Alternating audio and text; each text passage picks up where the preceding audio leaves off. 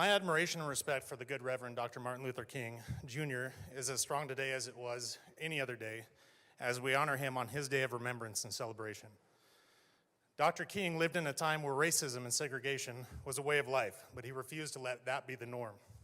His actions and his tireless dedication to uniting and unifying people in a way that we didn't see skin color as a reason to treat anyone differently were and always will be an inspiration for our way of life and the diverse cultures that we encompass and embrace in our state and in our country. What I admire most about Dr. Martin Luther King Jr. were his patriotic values during a time when it was not popular for a black man to be proud of America with the way our country treated him and others. He still stood strong for the values of America to display why we should be better to each other in the simple words of kindness to one another. His words like, "The time is always right to do what is right," ring true and resonate with anyone that lives with any shred of integrity and honor.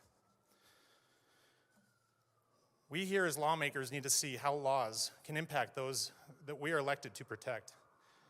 Dr. King referred to the law as a man-made code that squares with the moral law or the law of God.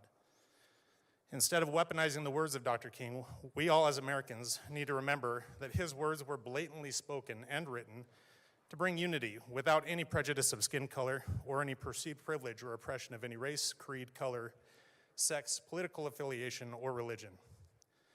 Skin color does not and shall never define a person's entitlement, social status, or character to which others would evaluate or judge them. Dr. King said this best in arguably his most famous words, "I have a dream that my 4 little children will one day live in a nation where they will not be judged by the color of their skin, but by the content of their character." Character, my friends, is the absolute measure of any human. No one is better than any other, as acting that you are is displaying poor character. We need to keep our thoughts in kindness and humility toward others, as Dr. King did. As Gandhi once said, your beliefs become your thoughts become your words become your actions become your habits become your values, and your values become your destiny. That, to me, is the cycle of one's development of their character and life choices that result in where we as individuals land in life. Despite the amount of melanin in one's skin, our place is defined simply by our character. Dr. King once said, "The ultimate measure of a man is not where he stands in moments of comfort and convenience, but where he stands at times of challenge and controversy." This aligns with a quote from President Lincoln saying, "Nearly all men can stand adversity, but if you want to test a man's character, give him power." Dr. King shared this power and character during his life and legacy to this day as we emulate his great words through eternity. Dr. King used his faith-based ideology to echo the words of our country's founders in his "I Have a Dream" speech by quoting, "Let us not wallow in the valley of despair, I say to you today, my friends." So even though we face the difficulties of today and tomorrow, I still have a dream. It is a dream deeply rooted in the American dream. I have a dream that one day this nation will rise up and live out the true meaning of its creed. We hold these truths to be self-evident, that all men are created equal. And even in his finishing words, free at last, thank God Almighty, we are free at last. Freedom comes at a cost to every citizen, but especially those of us that control the freedoms of our constituency throughout our state.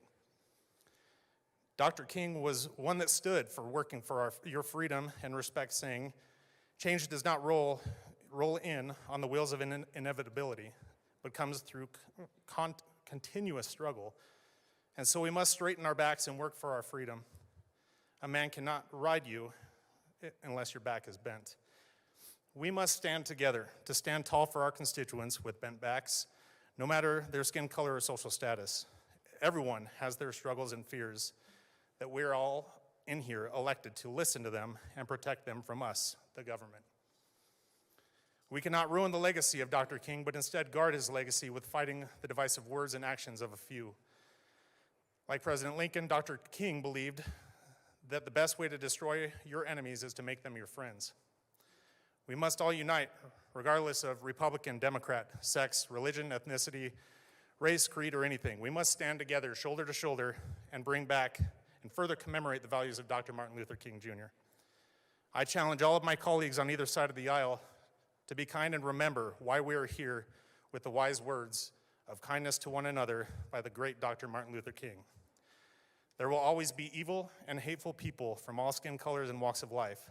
We need to be the example as leaders on unity and respect. We must destroy our enemies by making them our friends. Thank you, Dr. King, and thank you to my colleagues for giving me the opportunity to speak on this amazing tribute to an amazing man. Thank you.